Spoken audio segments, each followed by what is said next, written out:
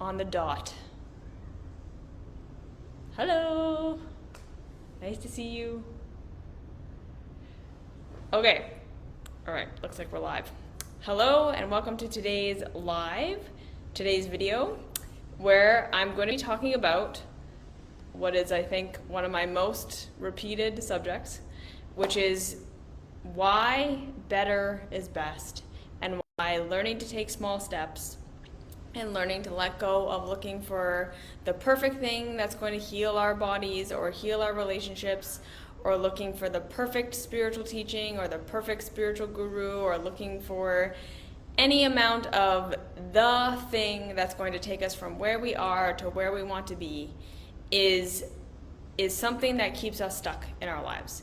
And why shifting to the idea of just better, of steps, of being able to learn something from everything that we try versus, like I say, looking for something to be everything and then feeling like if it isn't everything, if it isn't the whole answer, if it isn't the whole solution, that it's wrong and we throw the whole thing out. Really, like, it holds us back. And the angle that I want to come at it with today is shifting our emotional experience of this. Okay, because I understand that for a lot of us, logically, we can understand that better is better.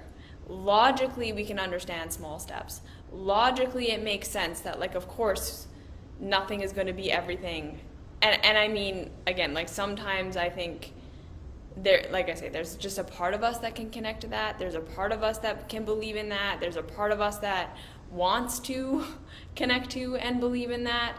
But then when it comes to the actual implementation in our actual lives, when it comes to actually taking small steps, when it comes to not investing all of our hope in something, when it comes to being willing to take steps that are not going to take us to exactly where we want to go, when we are in pain and when we are struggling and when we have been trying and looking for the thing for a very long time, when it comes to actually doing that, I know that it can just be devastating and very hard, and it's an emotional process that takes over. It's not an intellectual process that takes over, that stops us from taking small steps. So this is why I kind of want to talk about this again from this more emotional vantage point, from this more emotional, how do we actually emotionally support ourselves in taking small steps? How do we actually emotionally support ourselves in not looking for the ultimate answer and the ultimate truth and the ultimate thing? How do we emotionally support ourselves through the fear that we're going to try a bunch of things and we're going to do a bunch of things and it's not going to take us to where we want to go, so literally, what's the point? Because I know that that's a huge barrier for a lot of us. It's that we're in pain, and we've been in pain for a while, and we've been searching for a thing for a while. We've been searching for an answer for a while. And just the very thought that we're going to have to put in a bunch of effort and it's not going to take us where we want to go yet, that we're going to have to put in time and we're going to have to take steps and we're going to have to do stuff when we're already exhausted, when we're already confused, when we already feel terrible, and when, again, we don't have that guarantee that the thing is going to heal us and the thing is going to fix us and it's going to be the whole answer, and we don't even have necessarily the guarantee that the step is going to be the step. Of course, we're like, fuck that, like, no.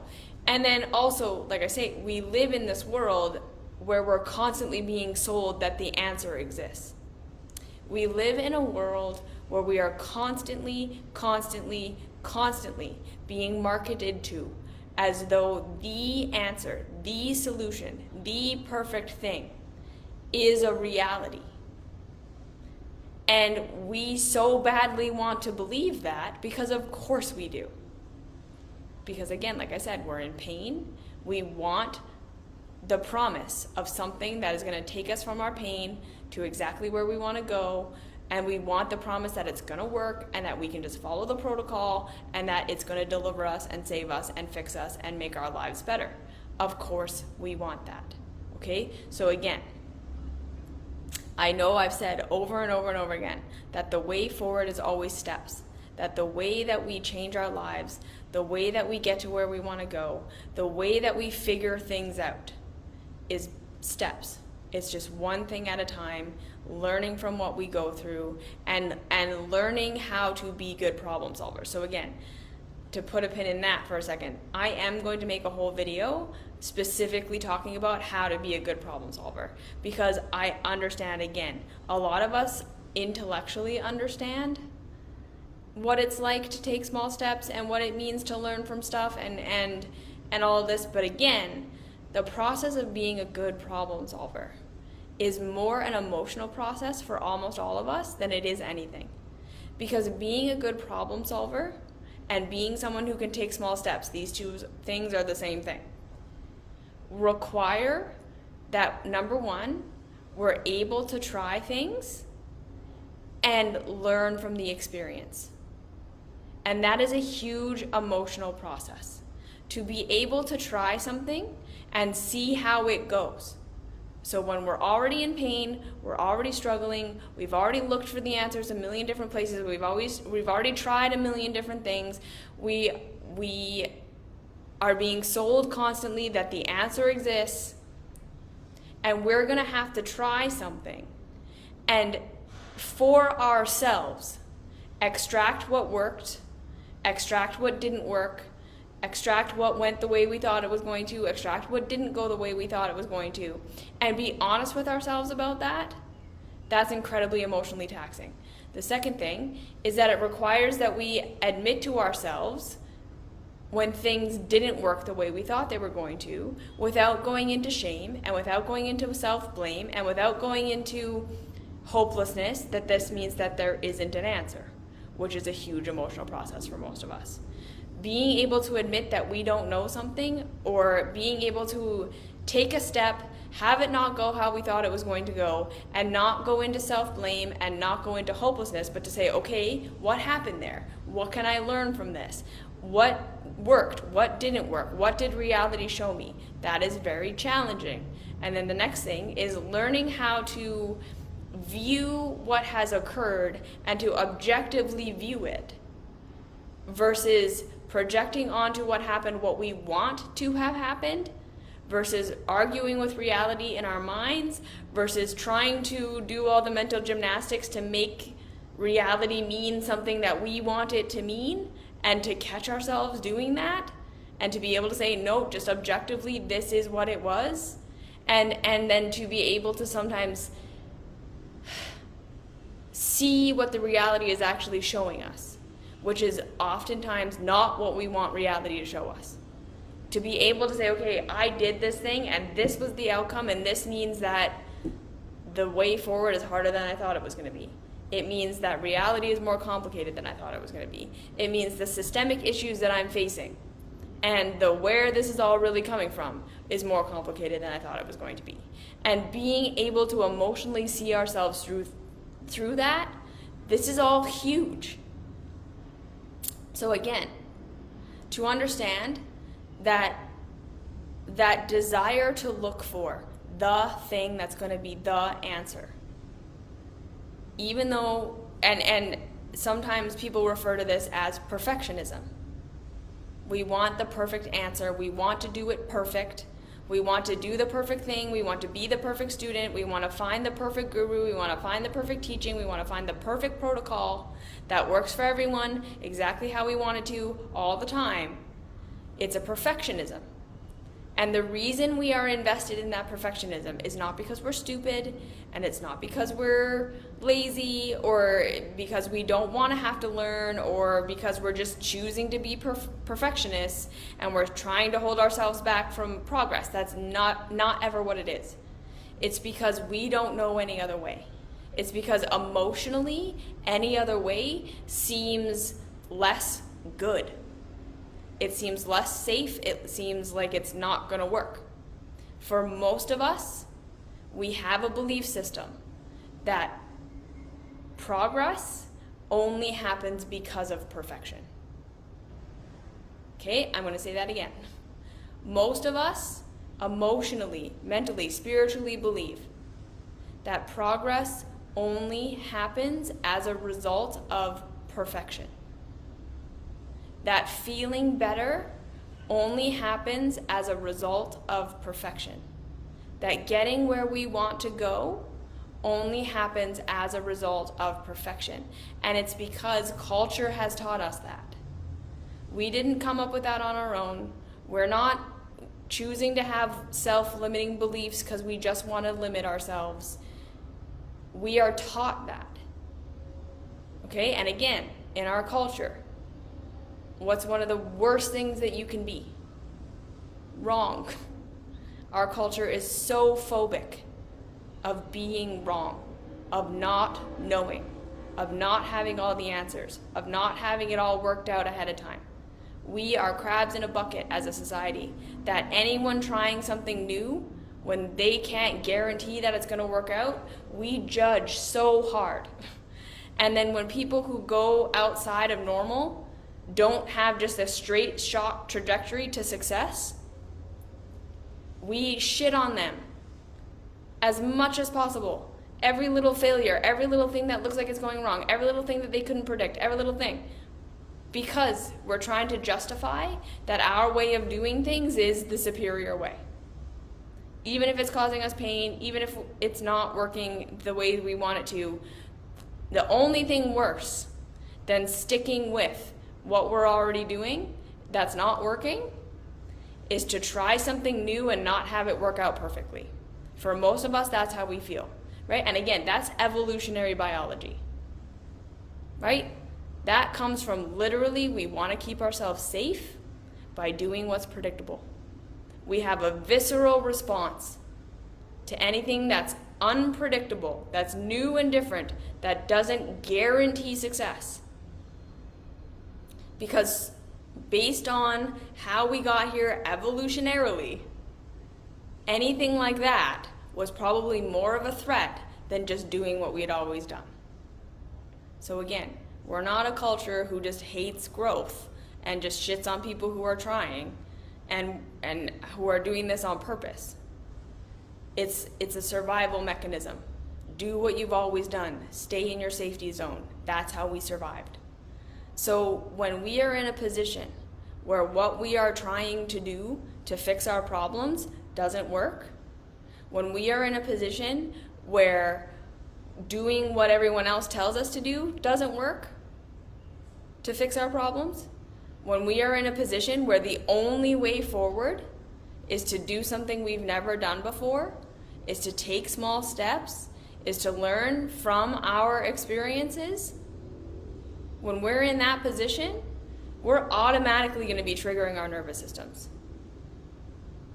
We're automatically going to be going into a state of self-preservation. We're automatically going to be fighting against that. Our minds are going to be coming up with all the worst case scenarios that could possibly happen and all the reasons why trying isn't worth it.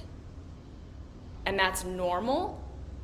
That's your emotions and your body trying to keep you safe, trying to keep you alive.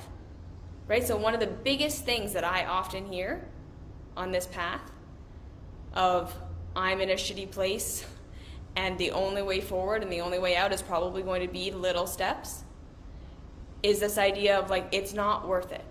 It's not worth it to put in the effort. It's not worth it when I'm already exhausted and I already am hurting and I've already tried all these other things. It's not worth it to take little steps because I'm not starting at neutral. I'm not starting at okay. I'm not starting at I have some energy. I'm not starting at things are all right. I'm starting way in the negative. I'm starting sick. I'm starting weak. I'm starting in debt. I'm starting with all this trauma and all these false beliefs and all of this pain and all this shit that I've been through. And now you're telling me that I'm going to have to take a bunch of steps just to try to get up to neutral. So I'm going to have to expend a whole bunch of energy. Not only that, but on things that may not be it. On steps that may not even be the steps that I think that I do actually need to be taking. I'm going to have to make mistakes and put in effort that doesn't give something back to me, that isn't guaranteed to give something back to me, that is sometimes almost guaranteed that we're going to take steps that don't give us the results that we want, that do knock us back even a little bit more, right? Like there's going to be this sense of like, if I'm already in debt and I'm already so low and I'm already in pain and I'm already sick, I don't have time. I can't afford a misstep. I can't afford to try something and have it not go the way that I want it to go. I can't emotionally afford it. I can't spiritually afford it. I can't financially afford it. I can't mentally afford it. And like, what if I never figure it out? What if I just take a whole bunch of these steps and just make everything worse and then die? And I get it. Okay? That feeling and those thoughts are so normal. And again, that's your self-preservation kicking in. There's nothing wrong with that voice. There's nothing wrong. We don't want to get rid of that voice. We don't want to shame that voice. That voice is trying to keep you safe. That voice is literally saying, we're injured, we're wounded, we're not in a good place, we're already hurting. The worst thing we could possibly do is something we've never done before. The worst thing we could possibly do is take a step that isn't guaranteed to make it better. The worst thing we could possibly do is try progress. Because we're already depleted. We're already not feeling good. And that is what I think is the main thing that holds almost all of us back from taking small steps and being the kind of people that feel like we can learn from our situations and our steps.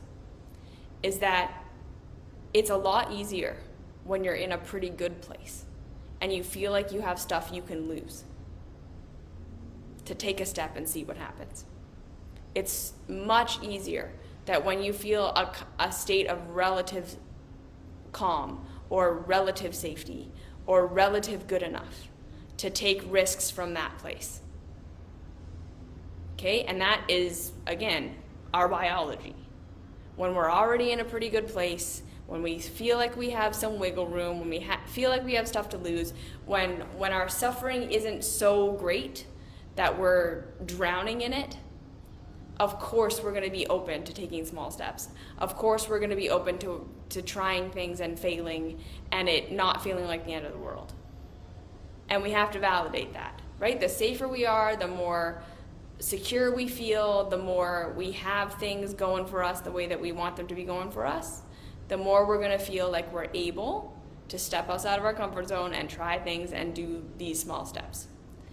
The more we feel like we're in debt, the more we feel like we're already in pain, the more we're suffering, the more we've tried stuff and been disappointed, that's going to be where we have the least amount of wanting to do small steps, the least amount of bandwidth, the least amount of resources where we feel like, okay, I can do this.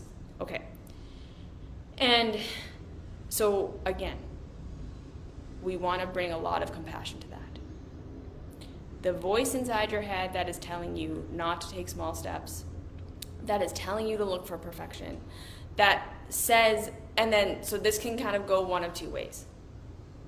So you can kind of assess in yourself where you err on the side of the spectrum, and then knowing that it's a spectrum, so we're probably all going to be somewhere along the spectrum at different times in our lives. What this can look like when we are resistant to small steps and when we're looking for the answer, the thing that's going to change our lives and rescue us and save us forever, what this can look like is, number one, we're either constantly looking for the thing, right? We are looking for the solution, and we don't feel attracted to anything that isn't advertising itself to be the ultimate solution. So we want the ultimate guru, the ultimate diet, the ultimate relationship hack, the ultimate relationship, that we're looking for the perfect partner, the perfect protocol, the perfect thing. And we're willing to do increasingly extreme things, as kind of, contradictory as that might sound. We're willing to do increasingly extreme things and to follow increasingly extreme people, so long as they're giving us the promise that if you do this thing perfectly, it will heal everything. So we become devotees, we look for the perfect thing, we become extremists, and then on the flip side of this, whenever, because this is always going to happen, the protocol, the teacher, the teaching the diet, the partner, whatever. Whenever what we're doing shows itself to be imperfect, shows itself to be not the ultimate answer, we flush it all down the toilet. We feel betrayed, we feel completely let down, we feel super disappointed, we feel like the whole thing was wrong, the whole thing was a waste of time, fuck this, and we throw it all out the window. And then we look for the next extreme thing and we get attached to that and go into that whole hog until it shows its failures and it doesn't work for us, right? And then there's going to be that, honeymoon period at the beginning where it all feels like this is the answer, we found it, this is going to be the thing that changes my life. And we become proselytizing for it usually, and we throw ourselves into it. It all feels really good. It feels like it's helping. It feels like things are moving. And then, like I say, the imperfections of it show. The incompleteness of it shows. It's always going to happen. And then we feel like the whole thing was wrong and we throw it all out. So that it can look like that. Or, on the other side of the spectrum, it can look like we literally aren't willing to take a step. Anytime anyone brings anything to us, we look for how it's not right. We look for the holes. We look for how it's not going to take us where we want to go. We look for the inconsistencies. We look for the imperfections. We have, yeah, but this, yeah, but this, yeah, but this, yeah, but this, yeah, but this, and then we won't try it. And so we are continually researching and taking things in and studying, and we have all this information, but we're not willing to try anything. And we're not willing to stick to anything. And we're not willing to give anything the benefit of the doubt. Because we figure out before we even start how it's not right, how it's not the perfect thing, how it's not the ultimate thing. We look for all the holes, and then that gives us an excuse not to try at all. Right? And then again, we see in anything, this might help a little, this might feel a little bit better, this might do, but it's not the ultimate thing, so it's a waste of my time. And we just continually have this sense that, again, unless it's the ultimate thing, it's a waste of my time. Unless it's the ultimate thing, it's wrong. So a lot of people come to me and say, is self-love enough to heal all trauma? And my answer is always, it is not. Nothing is ever the answer to heal everything. But self-love is an invaluable, and I think integral, part of the solution for us. I do believe that everyone can benefit from self-love and this work. And I believe that self-love work will enhance the benefits of all the other things that we do. But do I believe that self-love is absolutely complete and you will need no other thing other than curiosity and compassion for yourself? Absolutely not. Nothing works like that. It will make your life better. It will improve your life. It will give you skills that will bleed into every other area of your life. It will not fully be everything. And a lot of people will say, well, then what's the point? Why do it if it's not going to do everything? And I'm going to say just like this. Here's another metaphor that I think can help bring this into perspective. We would never logically look for the food. That's the one food we need to eat, the perfect food. And then we never have to eat any other food again. We would never say, what's the one thing that a human should eat that will give them all the nutrition that they need in every stage of their life, in every different varying thing that they could be going through. That's the food that's right for everyone at all times and is the perfect food. And every food that isn't that is wrong and a waste of time. When we say it that way, that doesn't make sense. What's the one food that's the right food? There isn't a one food that's the right food. Our bodies are complex. Different people need different nutrients and different foods in different and varying amounts at different times in your life. In order to have good nutrition, we have to assess what your needs are currently. We have to assess what variety of foods serve that the best. We have to assess food allergies. We have to assess your location and what's available to you. We have to assess how much you can afford. There's so many factors that go into figuring out how to support yourself nutritionally, and I feel like we can understand that. And then again, when we're sick and we're malnourished, say, if we're very malnourished, again, to get from malnourished to optimal health, we would never say, what's the one food that's going to take me from malnourished to optimal health? We would fully understand that going from malnourished to optimal health is going to require multiple different foods, taken in at multiple different times, and adjusted all along the way. That what we need when we're super malnourished is going to be different than what we need when we're a little bit better and a little bit better and a little bit better, and then maybe we start building. And you see what I'm saying here? There is no ultimate food that takes you from malnourished to perfectly healthy. There's a journey of multiple different foods, multiple different things in varying amounts and degrees, all necessary at some point along the path to get us there. And that's exactly how it is for any other area of growth or healing or transformation in our lives. We are never going to find the thing, because the thing doesn't exist any more than the food exists that can take us from malnourished or even doing okay to optimum. Multiple different tools. It's the exact same thing with building a house. If you want to build a house, there isn't a tool that will build your house. A hammer cannot do everything that is required to build a house. A screwdriver cannot do everything that is required to build a house. Okay?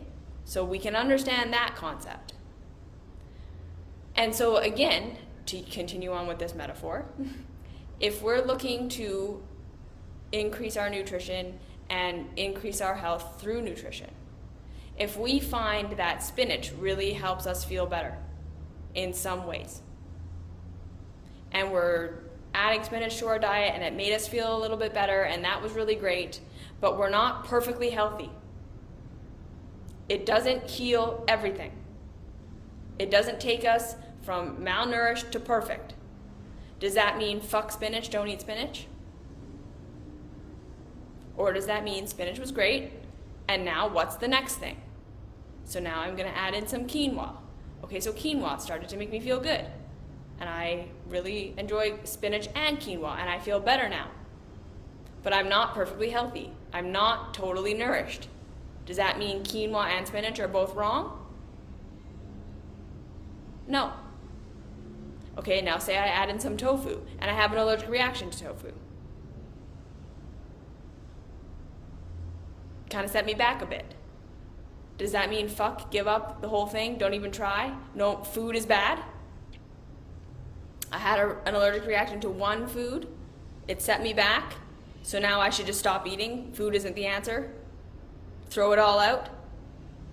I'm going to try being breatharian now? No. It means specifically that one food didn't work. When we're building a house, when we're building the foundations, and our hammer is working really well for us, and it's hammering things in, and it's hammering things in, yay, good, we're making so much progress. At some point, progress is going to stop when we need to start screwing things in, or when we need to start using plaster, or when we need concrete, and all we have is a hammer. Again, does that mean that hammering was wrong? Does that mean that the hammer is no longer useful? Does that mean the hammering was a mistake? Does that mean that we didn't learn anything from hammering? No. When hammering stops working, it means we add something to the toolbox. We say, okay, now I need a screw and a hammer. Now I need plaster and a screw and a hammer. We don't throw out the hammer and say, okay, never mind, it's the screw now, the screwdriver. And then with the screwdriver, we need something, we don't throw out the screwdriver and then only use plaster. We keep all of the tools in the toolbox, and then we can now hammer and screw and plaster, which makes us more and more and more progress. None of the tools are the perfect tool, but we don't throw out the tool when it no longer does the job we need to do. We get another tool and we add it to our toolbox. This is exactly how we want to look at life. And again, this is an emotional process. So, when we are on our paths, when we are moving forward, when we are starting to look for, how do I take one step at a time? The first things we are going to have to do is grieve the loss of the hope of the perfect solution. And I think this is the thing that holds all of us back. Is that we really believe that if that perfect solution doesn't exist, then no solution exists. Or we believe that if the perfect solution doesn't exist, and it's just going to be small steps, I'm going to be in as much pain as I'm in right now until I get fully better.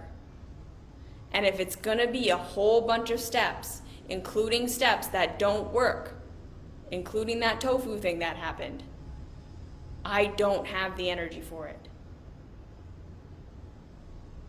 We're gonna be scared. And this is something that I'm talking actually to my mystery school about lately, is this idea that when we come into the adult perspective, what we lose is the hope of that perfect thing.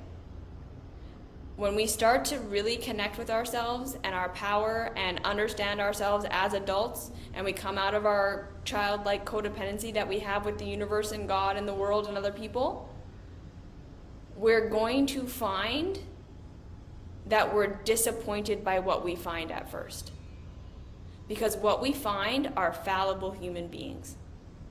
We find ourselves as a fallible human being, we find others as a fallible human beings, and that perfect love, that perfect understanding, that perfect intuition that most of us don't even realize we were looking for, we're gonna realize it doesn't exist.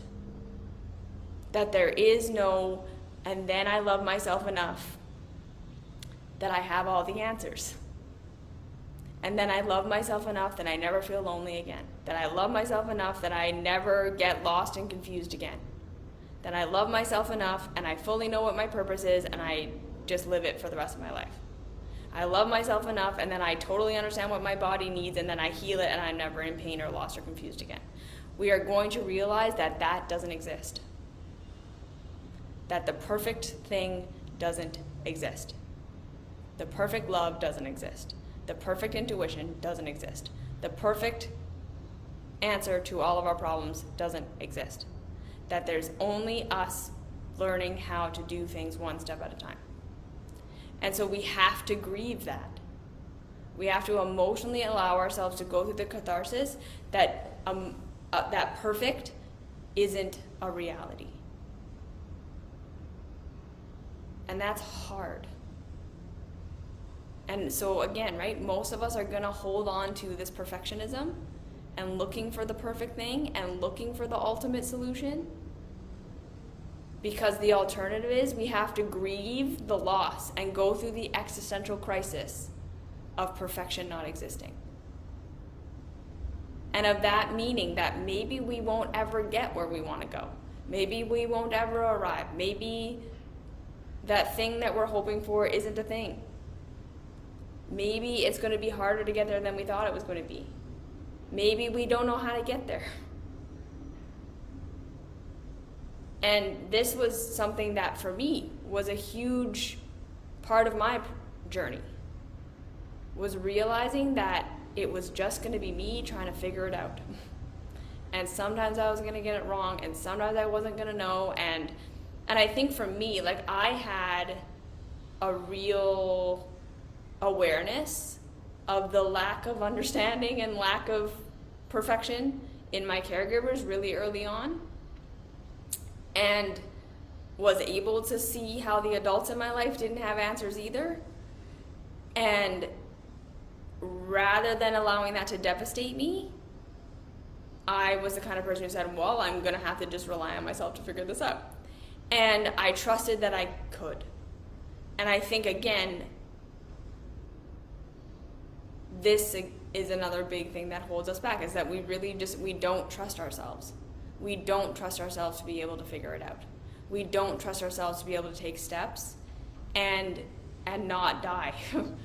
And again, I think that's why this is such a big emotional process. That's why I drive back home over and over and over again that this muscle of self-love, this muscle of compassion and curiosity for ourselves, is something we have to work over and over and over again. Because it gives us eventually the capacity to understand that there is no perfect, but that we can figure stuff out. That we can take steps and we can do small things, and that better exists. So that's the second thing, is we first have to grieve the loss of perfect. The second thing is we slowly, with time and repetition, showing up for ourselves with compassion and curiosity. What am I feeling? Where am I feeling it? What does it feel like? What do I want? What was I expecting? What actually happened? That's what compassion and curiosity is. We're just continually showing up for ourselves, and it's not my fault, and I didn't do this to myself on purpose, and I'm not suffering because I suck. And now what's happening? Just as much as we can, getting curious about what's happening, so that we can observe what's happening, so that we can learn from what's happening, and being our own safe place, so that when we fall, when we make a mistake, when it doesn't go the way we thought it was going to, we don't lose ourselves in shame or in hopelessness. We can say, okay, just what happened? What was the outcome? What was I expecting, and what actually happened, and what can I learn from that? That's the second step. We learn to be on our own side so that we can take steps. And then the third thing is that we have to start to give ourselves permission to try things and observe that better is better. We're going to have to prove to ourselves that small steps work, because it's not ever going to be enough to hear it from me. And that's why, again, this is an emotional process.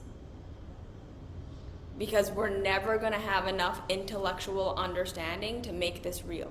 We are going to have to try before we know it's going to work. We are going to have to implement a small step and then do it over and over again, and allow ourselves to witness the benefit without looking for the perfect. And that is a big shift to make. That is a big emotional shift to make. To allow ourselves to try something and to acknowledge the good. To acknowledge what did work. To acknowledge how it did help. Without expecting it to be everything. And then the fourth thing is to be able to have a critical view of everything that we try.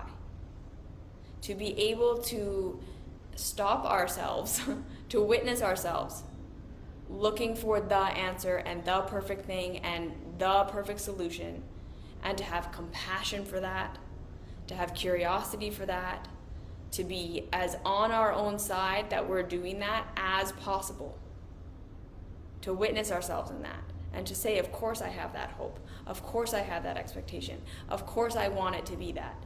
And of course I don't want to take steps that there is no guarantee that it's going to work out. That's okay, that's normal, that's human, that's my body trying to keep me safe.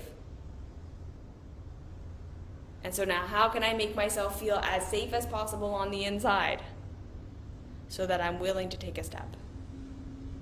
And so again, for most of us, we are not going to believe this until we experience this.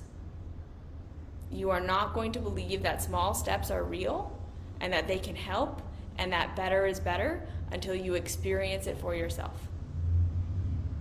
You are not going to believe that feeling better because of a step that didn't heal everything, that was not the ultimate solution, can help you take a step forward. And that step forward will feel better. Because again, I just really want to say this over and over and over again in the hopes that it will encourage you to try this for yourself. You do not have to wait until you reach perfection before you're going to feel better. You do not have to wait until you reach perfection before you will feel better. Better steps really will make you feel better. You will not be in your bottom place forever. And every time you take a step, it will make you stronger. Even when that step takes us backwards, if we are able to say, okay, what did I learn from that? That wasn't a mistake. That wasn't a horrible thing that I just did and I ruined my life, and it means that there's no way forward. Because that's a lot of the time what happens. Right? Again, we have to emotionally catch ourselves when we're saying, the step that I just took didn't take me where I wanted to go, or it actually set me back. We really want to catch ourselves in the tendency to say, and this means there's no hope. And this is a sign that there is no way forward. The fact that that fell apart the way that it did means that I can't, and I won't, and there isn't. Because again, a lot of the time, that step we just took that ended up being a back step was the only step we were aware of. It's the only thing we had. And then it didn't work, and it wasn't even like sort of good. It was bad. And then we're gonna feel like, that's it. I got nothing else. I don't have any more ideas. I don't see any other way forward. I'm stuck. This means there is no way. And part of, again, I'm just going to give you what I had, okay? Try this on, see if it helps. Part of what has been what has enabled me to take small steps and to figure things out and to keep going when everything seemed impossible was that, again, I continued to assume that there was a way. I still to this day live my life as though every problem that I have has a solution. There is a way. There is a way to feel better. There is something I can figure out. And until I am dead, I'm going to assume that.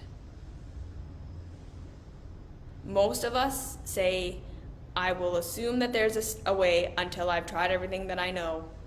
And then once I've tried everything that I know, that's the sign that there is nothing else. Once I've tried everything that I know, that is proof that there is no more steps. That is proof that there is no more progress. That is the sign from the universe that I can't get anywhere else. Because again, not having that mindset means reckoning with not knowing. Having to say, okay, I did what I knew, it didn't work, and now I'm in that void space of I don't know what the next step is. I don't know what I'm supposed to learn from that. I don't know what will help. And allowing ourselves to exist in that curiosity and to say, okay, I'm in the unknown now, and that is helping me make room to discover something I haven't seen yet. Versus saying, I'm in the unknown now, and therefore there is no answer. When we can make that mindset shift, that when we go into I don't know, we can get curious instead of shutting down. We can say, there must be something I haven't seen yet. There must be an answer that I have not been exposed to yet. There must be an avenue that I'm not looking at. And we allow ourselves to sit in that. And we allow ourselves to be curious, like I say. So then when things start to come into our reality, we don't shut them out. That is part of how we get beyond our conditioning. This is a huge part of how we expand out beyond our conditioning, is that we assume we don't know everything. We assume that our paradigm is not complete. We assume that when we don't know, we're about to learn something. Instead of assuming that when we don't know, we're fucked. That is how we start to say, okay, well, yeah, like, right, these were the walls. This was the range of information that I had, and I know all of the stuff that is what I've already been exposed to, which means when I start to be exposed to things that don't match my current paradigm, I'm actually curious about it instead of shutting it out or filtering it out. When we can become the kind of people who are hacking our own filter, right? When we can start to say, if it doesn't fit my paradigm, I'm curious about it. If it doesn't fit what I already know about the world, I'm going to look at it more, not less. When we can become the kind of people that say, okay, I've reached the limits of my understanding, therefore I need to learn something. Instead of saying, this means there is no answer. This means there is no way forward. This means I can't have what I want. We have to become the kind of people who assume that there's a way forward and we just don't know it yet. Who assume that when we get exposed to new information, because this is one of the most human things that I think that we ever do, is that when we get exposed to new information, we automatically look for how that's not right. When we are exposed to a new paradigm, we automatically look for how that's wrong and that doesn't work and that's not it. We immediately look to tear it down. And again, why do we do that? To keep ourselves safe. To keep ourselves believing that we know everything already. And we want to believe that because we believe if I already know everything, I can keep myself perfectly safe. But it's just that the reality is the exact opposite. If your life is working perfectly for you, if you have no problems and everything's working out great and everything is going perfectly and you have no need for any other thing, then yeah, don't expand your paradigm. Assume what you have is good enough and everyone else is less than you. That's fine. You can do that, right? Like, to assume that you know everything and you know better when you are getting better results than anyone else that you know and everyone else that you see and everything is going great for you, that's when we want to say, okay, probably you're right. Right? Reality is kind of saying you're probably right. But when we are getting results that we don't want, when life is painful, when things are not working out the way we want them to, and we're trying and we're trying and we're trying to make it better, and what we're doing isn't working, the worst thing we can do is assume that we already know everything. Because if you already know everything, you already have all the answers. Everyone else is wrong and dumber than you. You're stuck. That's what that means. It means you're not safe. It means whatever you're in right now is the peak of what you can experience. If you already know everything, and everything else is wrong and less than what you know, then what you have right now is the peak of what you can experience. So that belief that if I prove myself right, and I do all the mental gymnastics, and I look at all the ways of how everything else is not perfect, and it's not working, and it's not good, and I can get rid of it so I don't have to try it, and that means that I'm safe and that I'm good, right? We have to renegotiate our relationship with being wrong and with not knowing. And that's why I say again, this is more an emotional journey than it is anything. These tools of self-love and compassion help us to be able to say, I don't know. I don't have it all figured out. I don't have all the answers. What I'm doing is clearly not the ultimate thing. What other people are doing might be better than what I'm doing. What other people know might be more than what I know. And rather than looking to tear everything else down to keep myself feeling safe in my paradigm, maybe I need to expand my paradigm, which means admitting that I don't know, admitting that I'm wrong about stuff, admitting that I don't see what I don't see, admitting that I don't know what I don't know, and that I have something left to learn. And not making that shameful, and not making that shitty, and not making that mean that we can't learn because we're out of school now and there's no one to teach us. And we become the kind of people that, again, can learn something from everyone we interact with, can learn something from everything that we've been through. Even if that thing that we learn is, wow, this is a systemic issue, this isn't my fault. Even if that thing that we learn is, there's nothing I can do about this right now and I just need to learn how to be nice to myself. Even if the thing that we learn is, this is going to be harder than I thought it was going to be and I'm not ready to take any steps right now because it's just too hard and too scary. Even if the thing that we learn is, there's no perfect and now I have to grieve the loss of perfect. Because sometimes that is what we learn. Sometimes what we learn is, it's society, it's systems, it's past lineage trauma, it's stuff we didn't choose for ourselves, it's our biology. And that the way forward isn't necessarily just I change myself. And we got to learn to be on our own sides about that. We got to learn to look at that and say, okay, so then what can we practically do? And again, right, another big part of this is learning that sometimes the way forward is just not what we thought it was going to be. And that there are going to be some limits sometimes. And that's part of this, the dealing with the disappointment of reality. Because I think that's another big thing. Sometimes reality is just disappointing. And then the second thing is, sometimes reality is just really boring. Okay? That's the other part of small steps that I think a lot of us really resist. It's fucking boring. And I promise you, you're gonna get bored.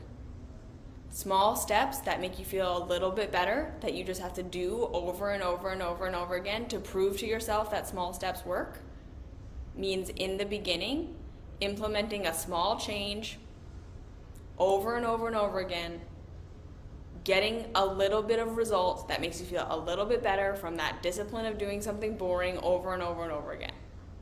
The payoff is going to feel very not worth it at first. And it's going to be boring as fuck. And I guarantee you that. It is not, right? We are a culture addicted to the ayahuasca, the Jesus visit, the thing that changes your life overnight, clears it all away. Yes, it's the beginning of the path. We say that to ourselves, but what we really mean is it totally transformed me and it totally transformed my life, and now I have this very clear path to go on. We are addicted to that because that's flashy and shiny, and it's so stimulating to believe we found it. Even if it is a process, we still want to believe we found it. We found the thing, the diet, the relationship hack, the person, the job, the healing technique, the spiritual teacher. And now I just have to follow this one thing forever. And it's just going to get better and better and better from here. That's so stimulating. And again, right, the part of the reason why we do the, I'm just going to go whole hog into this thing and then flush it down the toilet so I can go whole hog into this other thing. Because even if that thing you just found really does contain a bunch of answers, the way that it's going to actually benefit your life is just by doing it over and over and over again.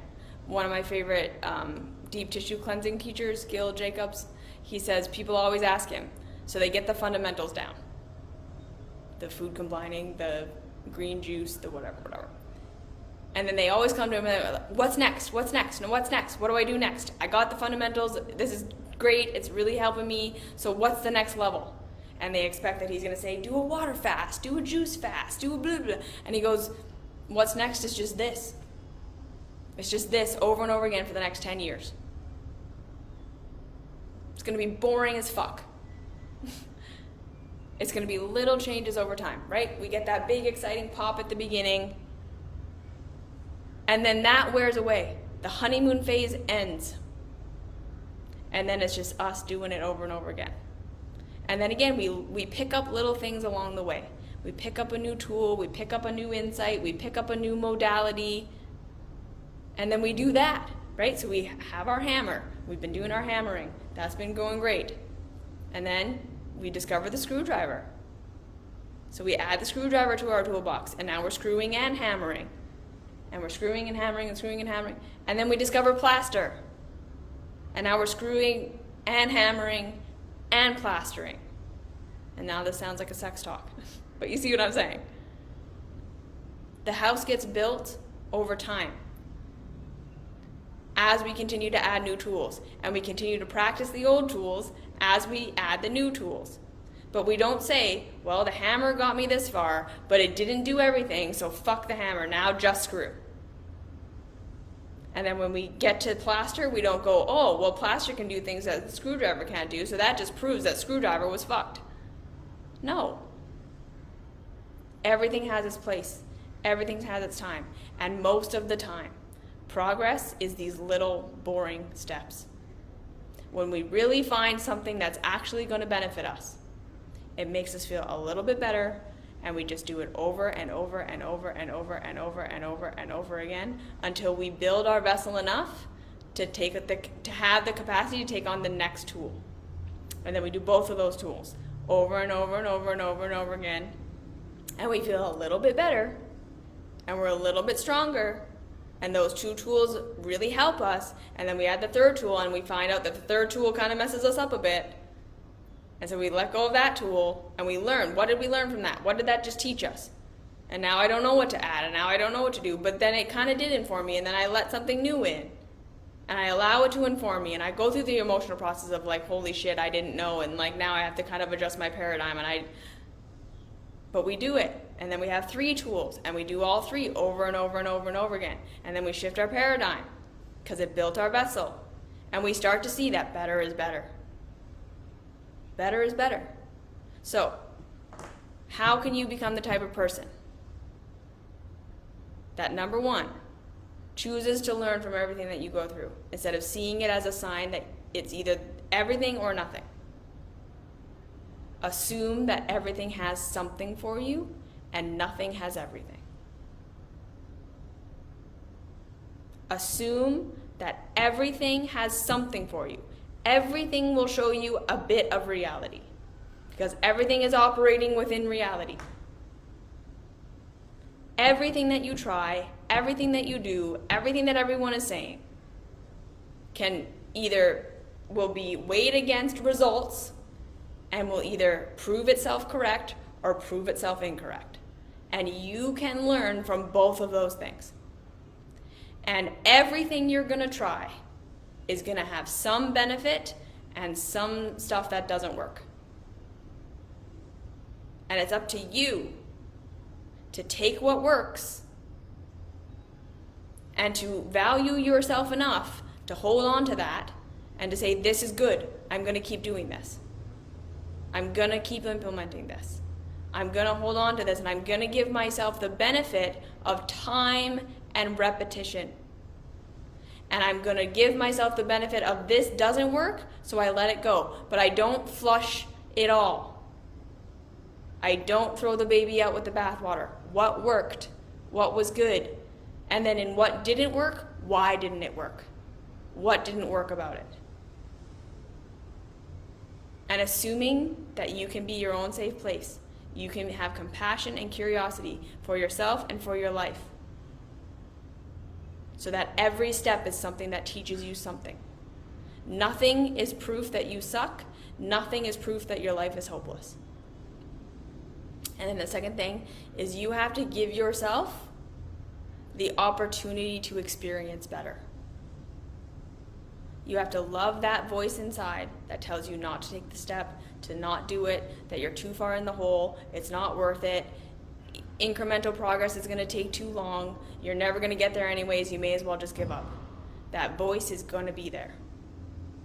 It's trying to keep you safe. It's not a bad voice. We love that voice. We have compassion for the self that has been through all of this shit. And have compassion for yourself that you have tried so many things. You have done so many things. So many people have promised you a deliverance and then not given it to you. Right? Be kind to yourself. That of course you have this expectation. Of course you have this desire. There's nothing wrong with you. Of course you don't want to try. Of course you want to look for the hole in everything or look for the perfection in everything, and those are the only two things you want to do. That's okay. And then you slowly, just as much as you can do, you take a little step. Just whatever you can convince yourself to do, and you commit to it for 30 days, for 21 days, and you give yourself the opportunity to just see. And you do it with the, if this doesn't help me, I can quit in 30 days. That's how I always did it for myself. I don't have to commit to this forever. I'm not committing to this for a lifetime. I will try it out for 30 days. And if it doesn't make my life any better, I can quit. But if it does make my life better, I just got a little bit stronger. And then I'll find the next tool and I'll add it in. Because this is the reality. If your spiritual, emotional, self-help, personal growth stuff isn't helping make you feel better now at all, let it go. Real reality does not work. Nothing, all the results in 6 months. That's never how real reality works. Real reality will be showing you if something is actually helpful, it will be helpful now. It's not going to be perfect. It's not going to heal everything. It's not going to fix all your problems. But it will make you feel a little bit better. And we switch to being the kind of person who focuses on better instead of focusing on how much more we have to go. We allow ourselves to experience the better. We allow ourselves to experience what's working. We really allow ourselves. So this is not practicing fake gratitude. Don't practice fake gratitude. I don't necessarily believe that that's super helpful. But acknowledging what is actually better is a very important mindset, emotional tool that we have to develop. Don't lie to yourself. But do start to build that muscle of looking for what is good, looking for what is working, looking for better, and allowing yourself to focus on that and to follow that feeling. Because again, just focusing on what isn't working and what doesn't work and what sucks, only doing shadow work keeps us stuck. Fake positivity keeps us stuck. Being able to actually acknowledge the benefits of something. It's not perfect, it didn't get us everywhere, but what worked about it and what felt good about it. That is a superpower. The more you allow yourself to focus on what is working, the more you are fulfilled by what is working. The less you are going to feel like I have to get to perfect before I feel better, because you're going to start to experience better now. And that gives you strength and that gives you motivation to continue to go. And then your whole life stops being about getting to an ultimate, and it starts being about learning to enjoy what is all working and following what's good now. And then your whole life is that. Your whole life is filled with things that are working and things that feel good. And then when those shitty things happen, you can balance that, because it's not everything. How can you emotionally support yourself through this? You are not bad for being wrong. Not knowing is the greatest key to liberation. Compassion and curiosity. Please have compassion for yourself that you're exhausted and you don't want to do this and you want the answer. Have compassion for yourself that the world continually sells you that an answer exists. Have compassion for yourself that you've already tried everything. Have compassion for the extreme you, or the part of you that just looks for how everything is wrong so that you don't have to do it. Have compassion for the fact that it's boring and you don't want to have to try and you don't want to have to do something that's just a little bit of result when you already feel so shitty. Compassion, compassion, compassion. And then curiosity. What happens if I just try this? What happens if I just acknowledge what is good? What happens if I let go of it being perfect and just allow myself to go forward? What happens if I allow myself to assume that when I don't know, there's something to discover, not it's a sign that it doesn't exist? Be on your own side. You can figure it out. Small steps are the way, and better is better. Better will feel better. It will keep feeling better. You do not have to wait till you get to the perfect end before you're going to feel good, I promise. Even if you're way in debt, minus 4,000 to minus 3,000 is going to feel better. I promise you. And whatever effort you had to put in to get there is going to feel worth it. And when it doesn't work, when the step doesn't work, when it makes pain, just understand that that can be information. That doesn't mean there's no hope. Just what did that show you about reality? What did that show you about the complexity? Because that can be overwhelming at first, but then you have that information now. And that means you're going to have more power to take a step forward.